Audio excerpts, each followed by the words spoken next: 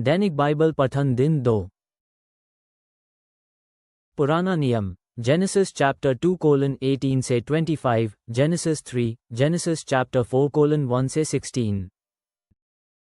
तब यहोवा परमेश्वर ने कहा, मैं समझता हूँ कि मनुष्य का अकेला रहना ठीक नहीं है।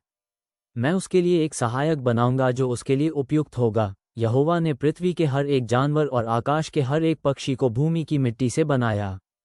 यहोवा इन सभी जीवों को मनुष्य के सामने लाया और मनुष्य ने हर एक का नाम रखा। मनुष्य ने पालतू जानवरों, आकाश के सभी पक्षियों और जंगल के सभी जानवरों का नाम रखा। मनुष्य ने अनेक जानवर और पक्षी देखे, लेकिन मनुष्य कोई ऐसा सहायक नहीं पा सका जो उसके योग्य हो। अतः यहोवा परमेश्वर ने मनुष्य को गहरी नींद में सुला दिया, और जब वह सो रहा था, यहोवा परमेश्वर ने मनुष्य के शरीर से एक पसली निकाल ली।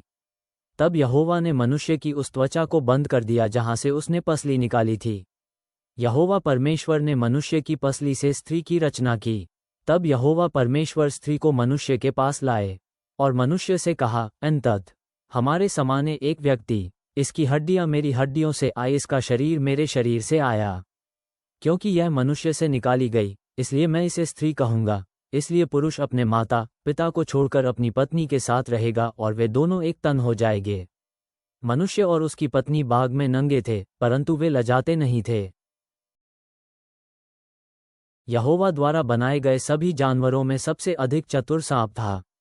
वह स्त्री को धोखा देना चाहता था। सांप ने कहा, हे स्त्री, क्या परमेश्वर ने सच मुझ तुमसे कहा है कि तुम बाग के किसी पेड़ से फल ना खाना?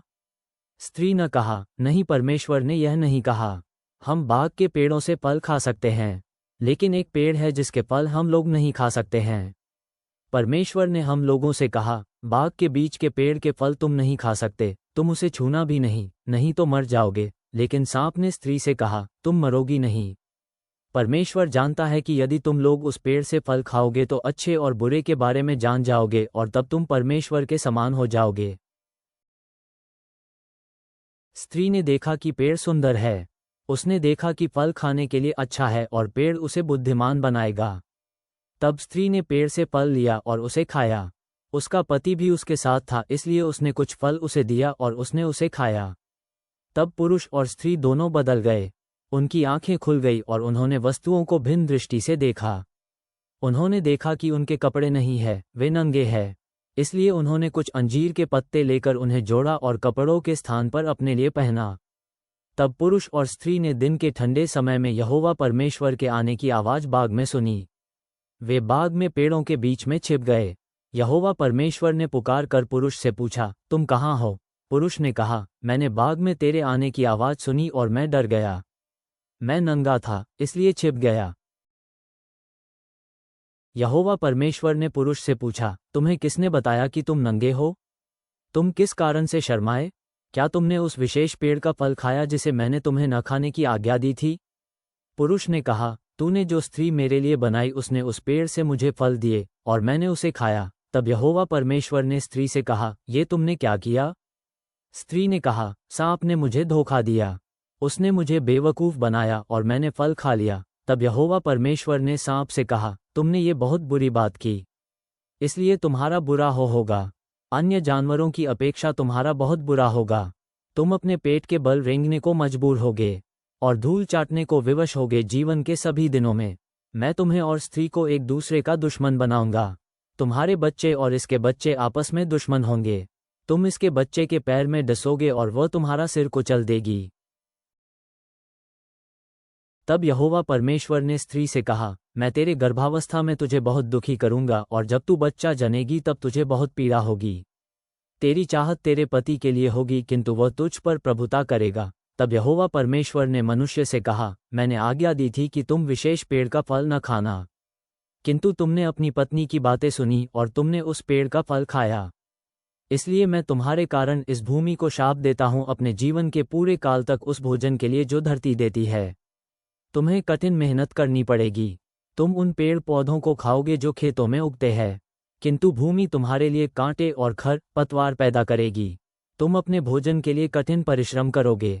तुम तब तक परिश्रम करोगे जब तक माथे पर पसीना न आ जाए। तुम तब तक कठिन मेहनत करोगे जब तक तुम्हारी मृत्यु न आ जाए। उस समय तुम दोबारा मिट्टी बन जाओगे। जब मैंने तुमको बनाया था तब तुम्हें मिट्टी से बनाया था, और जब तुम मरोगे तब तुम उसी मिट्टी में पुनः मिल जाओगे। आदम ने अपनी पत्नी का नाम हव्वा रखा, क्योंकि सारे मनुष्यों की वह आदिमाता थी। यहोवा परमेश्वर ने मनुष्य और उसकी पत्नी के लिए जानवरों के चमड़ों से पोशाक बनाया। तब यहोवा ने ये पोशाक उन्हें दी। यहोवा परमेश्वर ने कहा, देखो, पुरुष हमारे जैसा हो गया है। पुरुष अच्छाई और बुरा जानता है, और अब पुरुष जीवन के पेड़ से भी फल ले सकता है। अगर पुरुष उस फल को खाएगा तो सदा ही जीवित रहेगा। तब यहोवा परमेश्वर ने पुरुष को अदन के बाग छोड़ने के लिए मजबूर किया। जिस मिट्टी से आदम बना था उस पृथ्वी पर आदम को कड़ी मेहनत करनी पड़ी। परमेश्वर ने आदम को बाग से बाहर निकाल दिया। तब परमेश्वर ने करूब, स्वर्गदूतों, को बाग के फाटक की रखवाली के लिए रखा। परमेश्वर ने वहां एक आग की तलवार भी रख दी। ये तलवार जीवन के पेड़ के रास्ते की रखवाली करती हुई चारों ओर चमकती थी। आदम और उसकी पत्नी हव्वा के बीच शारीरिक संबंध हुए और हव्वा ने एक बच्चे को जन्म दिया। बच्चे का नाम कैन रखा गया। हव्वा ने कहा, यहोवा की मदद से मैंने एक मनुष्य पाया है। इसके बाद हव्वा ने दूसरे बच्चे को जन्म दिया। ये बच्चा कैन का भाई हाबिल था। हाबिल गड़ेरिया बना, कैन किसान बना। फसल के समय कैन एक भेंट यहोवा के पास लाया। जो अन्न कैन ने अपनी जमीन में उपजाया था उसमें से थोड़ा अन्न वह लाया। परंतु हाबिल अपने जानवरों के झुंड में से कुछ जानवर लाया। हाबिल अपनी सबसे अच्छी भेड़ का सबसे अच्छा हिस्सा लाया। यहोवा ने हाबिल तथा उसकी भेंट को स्वीकार किया, परंतु यहोवा ने कैन तथा उसके द्वारा लाई भेंट को स्वीकार नहीं किया। इस कारण कैन क्रोधित हो गया। वो बहुत व्याकुल और निराश हो गया। यहोवा ने कैन से पूछा, तुम क्रोधित क्यों हो? तुम्हारा चेहरा उतरा हुआ क्यों दिखाई पड़ता है? अगर तुम अच्छे काम करोगे तो तुम मेरी दृष्टि में ठीक रहोगे, तब मैं तुम्हें अपनाऊंगा। लेकिन अगर तुम बुरे काम करोगे तो वह पाप तुम्हारे जीवन में रहेगा। तुम्हारे पाप तुम्हें अपने वश में रखना चाहेंगे, लेकिन तुमको अपने पाप को अपने बस में रखना होगा। कैन ने अपने भाई हाबिल से कहा, आओ हम मैदान में चलें। इसलिए कैन और हाबिल मैदान में गए। तब कैन ने अपने भाई पर हमला किया और उसे मार डाला। बाद में यहोवा ने कैन से पूछा, तुम्हारा भाई हाबिल कहाँ है? कैन ने जवाब दिया, मैं नहीं जानता। क्या यह मेरा काम है कि मैं अपने भाई की निगरानी और देखभाल करूं? तब यहोवा ने कहा, तुमने यह क्या किया? तुम्हारे भाई का खून जमीन से बोल रहा है कि क्या हो गया है? तुमने अपने भाई की हत्या की है। पृथ्वी तुम्हारे हाथों से उसका खून लेने के लिए खुल गई है। इसलिए अब मैं उस जमीन को बुरा करने वाली चीजों को पैदा करूंगा। बीते समय में तुमने फसलें लगाई और वे अच्छी उगीं, लेकिन अब तुम फसल बोओगे और जमीन तुम्हारी फसल अच्छी होने में मदद नहीं करेगी। तुम्हें पृथ्वी पर घर नहीं मिलेगा, तुम जगह जगह भटकोगे। तब कैन ने कहा, ये दंड इतना अधिक है कि मैं सह नहीं सकता। मेरी ओर देख, तूने मुझे जमीन में फसल के काम को छोड़ने के लिए मजबूर कर दिया है, और मैं अब तेरे करीब भी नहीं रहूंगा।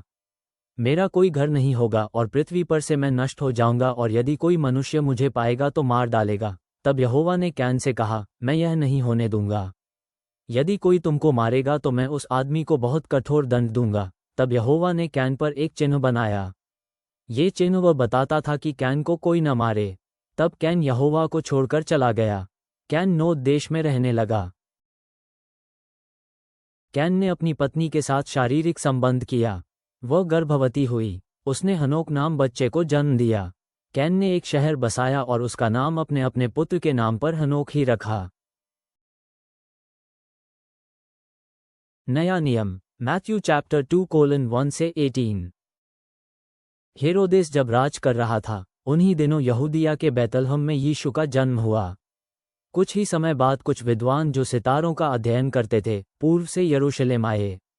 उन्होंने पूछा, यहूदियों का नवजात राजा कहाँ है? हमने उसके सितारे को आकाश में देखा है, इसलिए हम पूछ रहे हैं।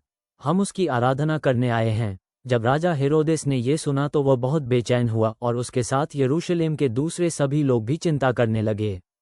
सो उसने यहूदी समाज के सभी प्रमुख याजकों और धर्मशास्त्रियों को इकट्ठा करके उनसे पूछा कि मसीह का जन्म कहाँ होना है। उन्होंने उसे बताया, यहूदिया के बैतलहम में, क्योंकि भविष्यवक्ता द्वारा लिखा गया है कि ओ यहूदा की धरती पर स्थित बैतलहम, तू यहूदा के अधिकारियों में किसी प्रकार भी सबसे छोटा नहीं। क्योंकि तुझ में से एक शासक प्रकट होगा जो मेरे लोगों इस्राएल की देखभाल करेगा। तब हेरोदेस ने सितारों का अध्ययन करने वाले उन विद्वानों को बुलाया और पूछा कि वह सितारा किस समय प्रकट हुआ था।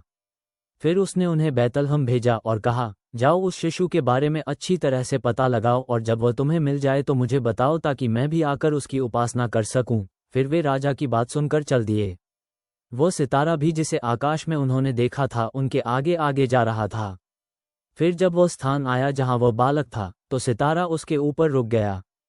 जब उन्होंने ये देखा तो वे बहुत आनंदित हुए।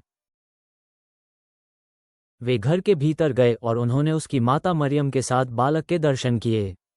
उन्होंने साष्टांग प्रणाम करके उसकी उपासना की।